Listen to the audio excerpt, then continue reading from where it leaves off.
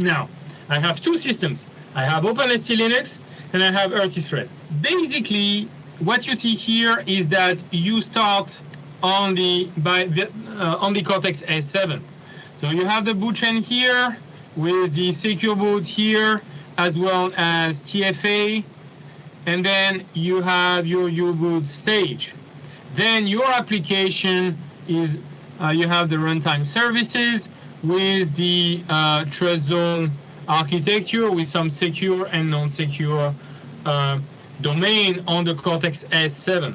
And then you have the Cortex M4 side. And that Cortex M4 side is what is running RTthread, and you can start it from U-boot, but you can also have Linux starting it, either as a second job or at the second stage, or you use Remoteproc in order to load from the Linux kernel. Another element that is interesting and that is showing the actual flexibility of the platform is the communication between OpenST Linux and RTthread.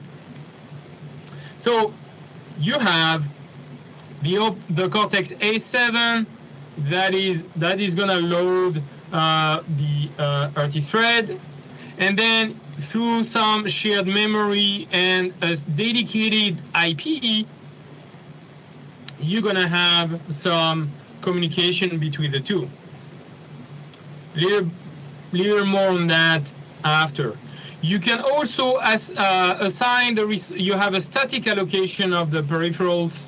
So if you, let's say, want to have some sensors on the Cortex M4 side, then you can assign an I2C or an SPI there. You may want to keep the CAN on the Cortex A7 side if you want to do communication.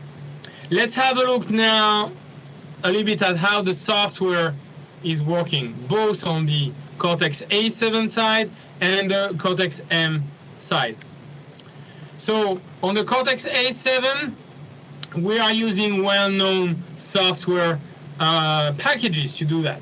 We are using Remoteproc to control the loading of the RTthread package, and then we are using RPMsg and Virt.io for the communication.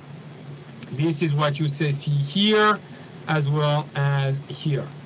Loading and control being by the Remoteproc.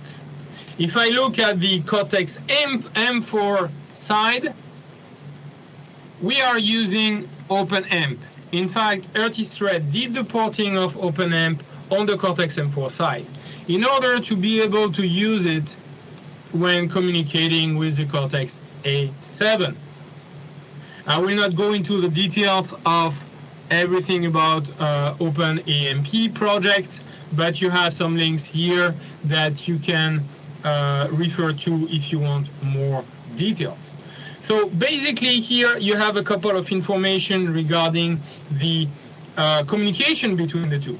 One more important point is about the debug. The debug side, you have the Cortex A debug.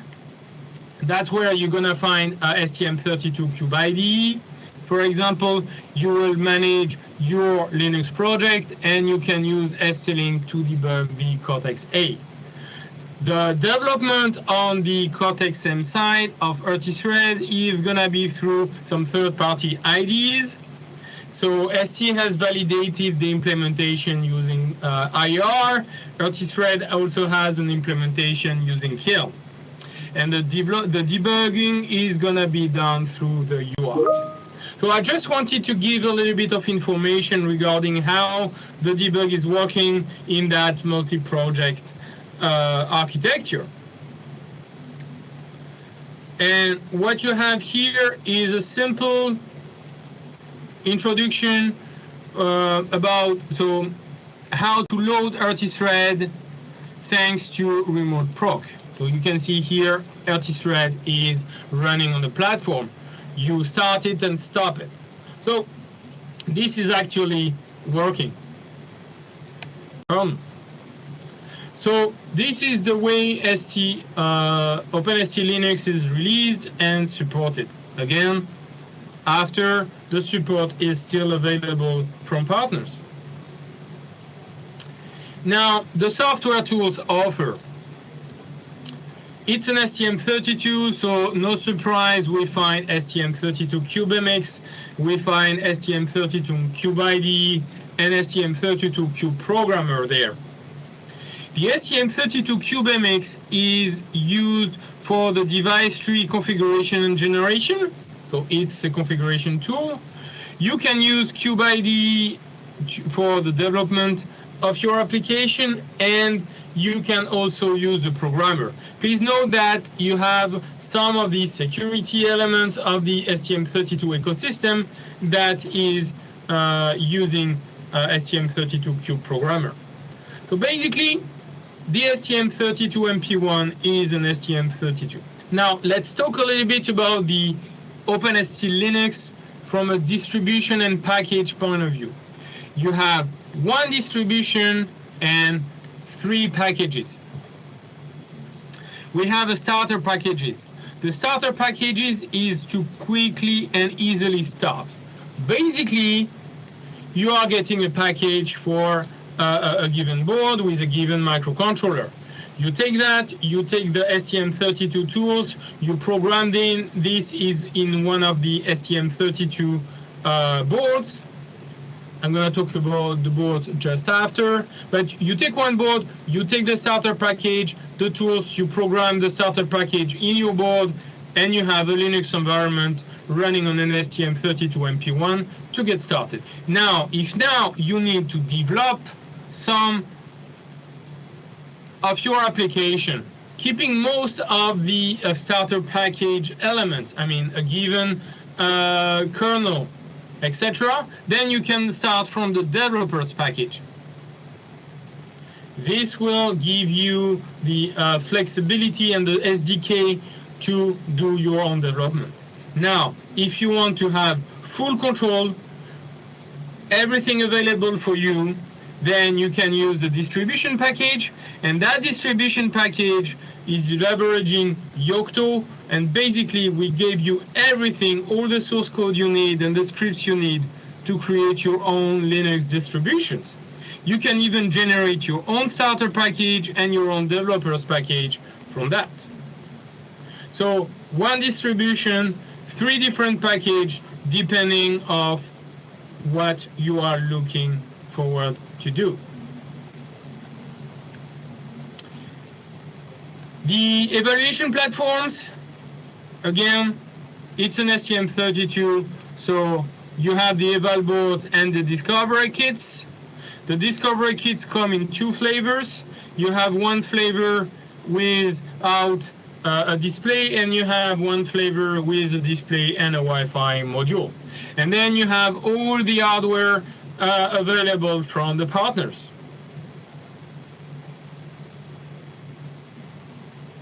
So I told you at the very beginning that I'm gonna go through an interesting use case of how you can leverage both OpenST Linux as well as some of the RT-Thread ecosystem. We have a flexible platform here with a Cortex-A and a Cortex-M. So OpenST Linux is gonna run on the Cortex-A, and I'm gonna have RT-Thread running on the Cortex-M. So if we look at the block diagram, so this is the first slide of that presentation with the block diagram. So you have the dual Cortex-A core here. We have the Cortex-M4 cores, and then we have all the peripherals about connectivity, analog, control with the timers, security, and all the systems, not to forget the GPU. So in that use cases, I'm going to have an OpenST Linux distribution running on the Cortex-A, and I'm going to have RT-Thread running on the Cortex-M. Now, what is it that the RT-Thread can access? What is it that is more on the OpenST Linux side? So if you look at here, you see the list of the IPs that are supported by RTthread. So all the IPs you see with the red outline are the IPs that have been ported on RTthread.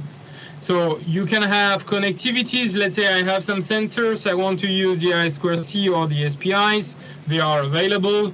I want to do motor control. It's available. I want to do a little bit of AES on the other side. That is available. Analog available as well. So basically everything that you would need to make real-time thing is going to be available on the Cortex-M4 with the porting that was done by RTthread. The graphics, as well as some of the configuration, is still going to be under the dual Cortex A7.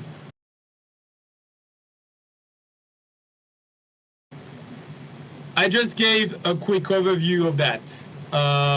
If you are interested in that solution, here are some references. I put some references on the coprocessor management. In fact, this is available on the STM32 wiki.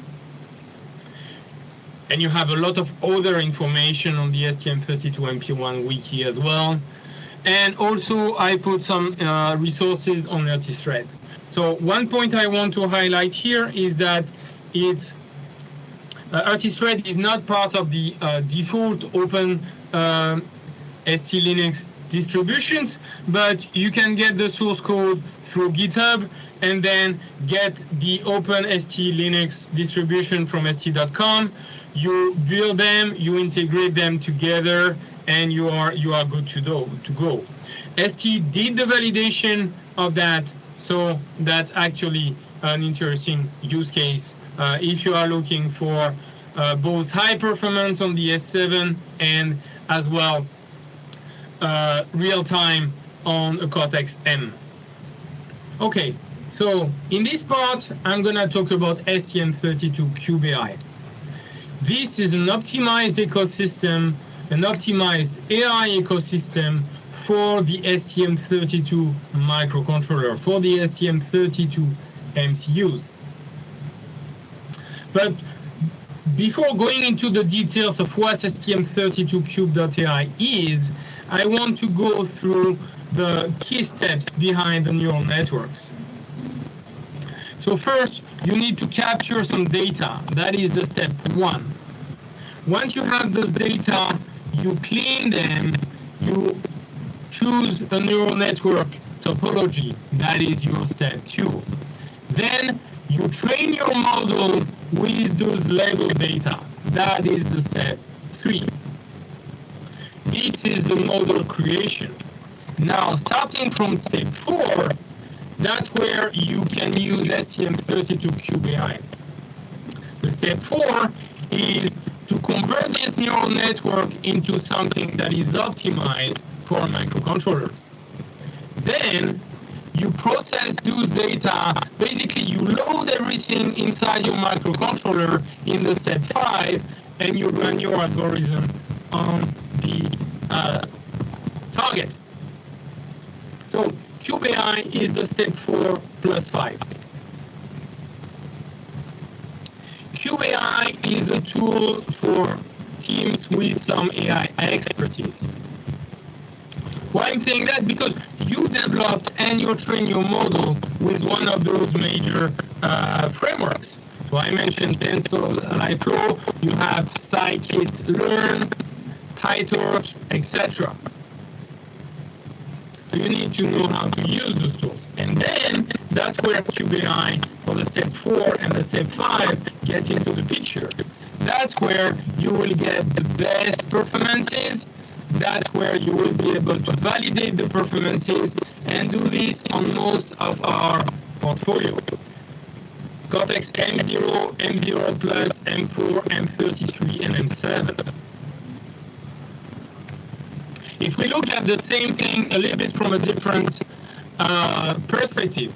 So this on the left, these are the step 1 and 3. These on the right are the step 4 and the step 5.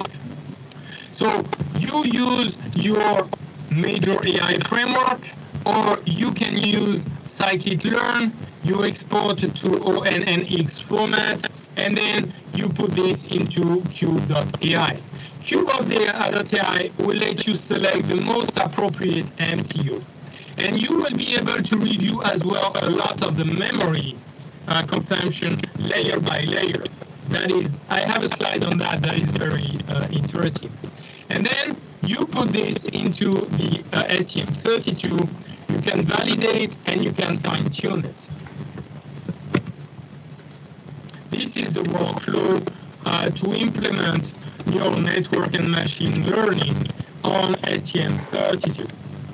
Now, let's pause for a moment and look at the STM32 portfolio and our AI solutions.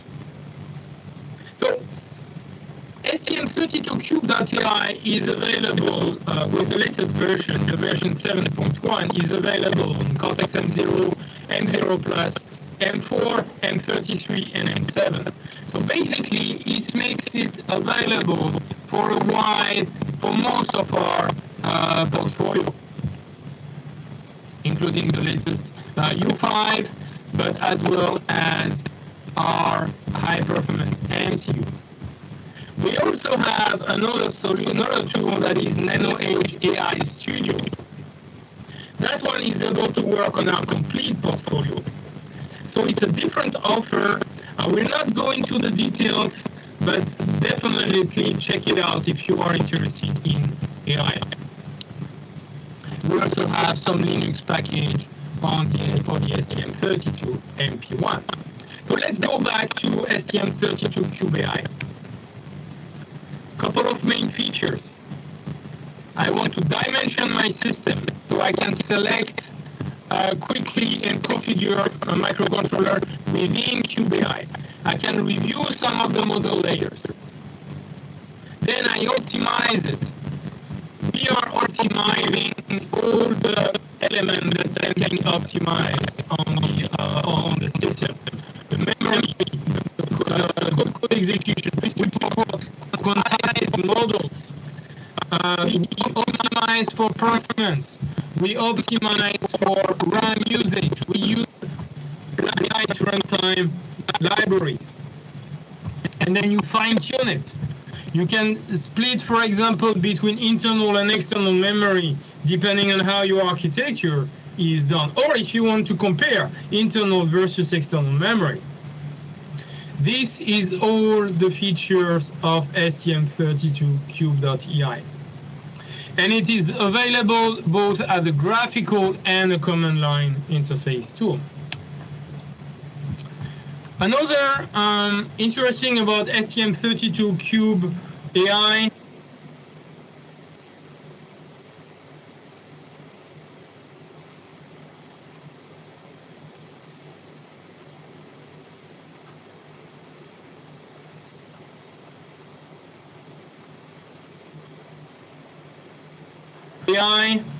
or more about AI on the STM32 is that you can have a flexible implementation when you run TensorFlow directly on the STM32, or you can go for the more optimized approach where you use Cube.ai, and what you run on the STM32 is actually the output library that run only on STM32, by the way, because we optimize it for our product.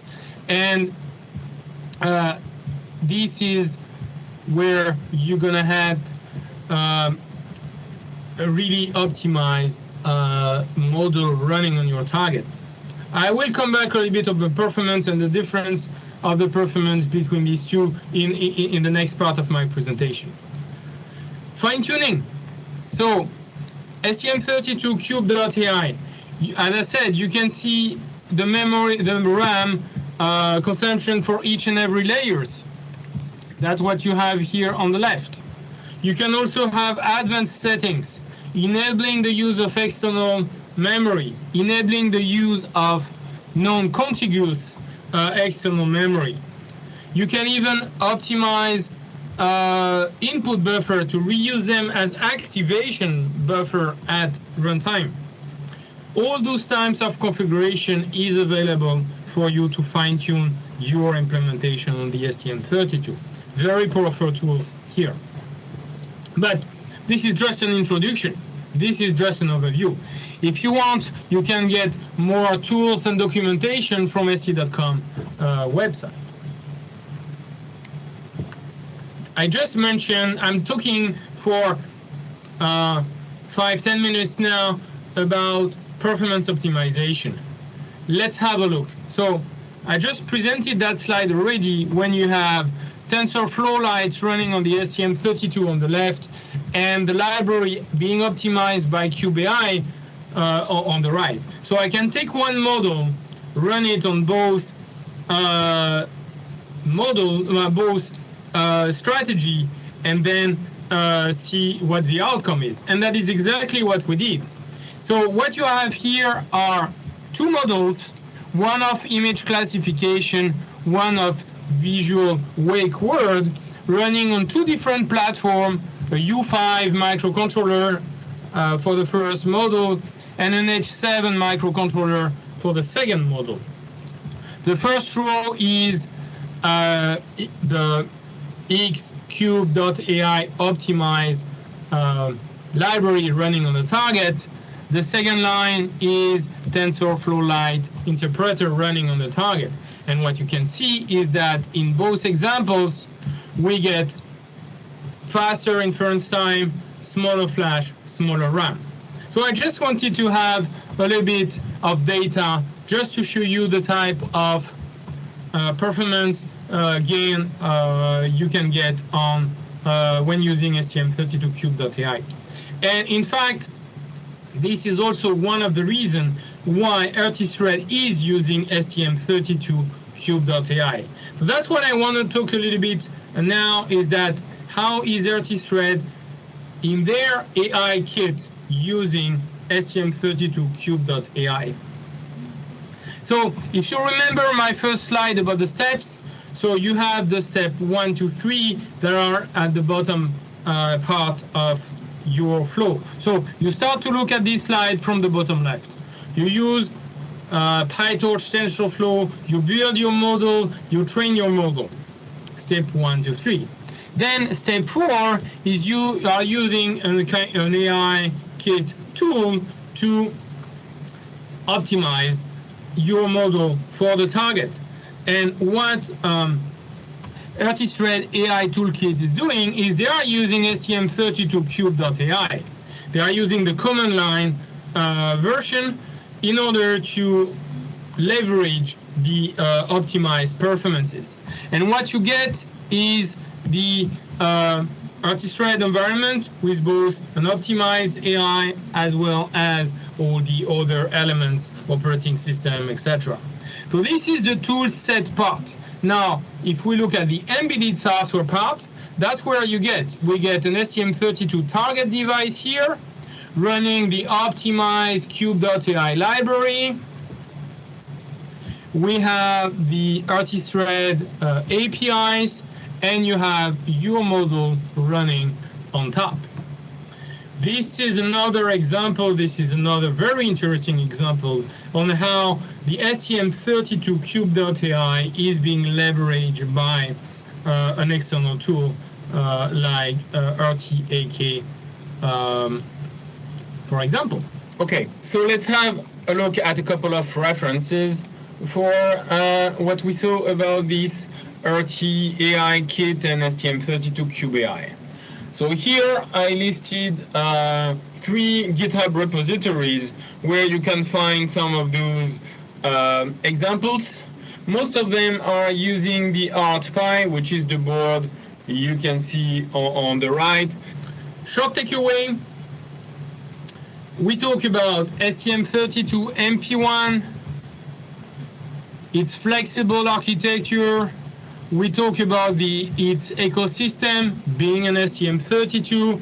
We talk about RTthread and OpenST Linux running on an STM32MP157 with OpenST Linux running on the Cortex-A7 and RTthread running on the Cortex-M4. And I touch a little bit on the STM32AI. We are making AI on all our portfolio. NanoEdge AI Studio is being one tool. I didn't talk too much about that one, but I recommend you to check it out. And I show a little bit more about STM32Cube.ai and the optimization it brings to the table.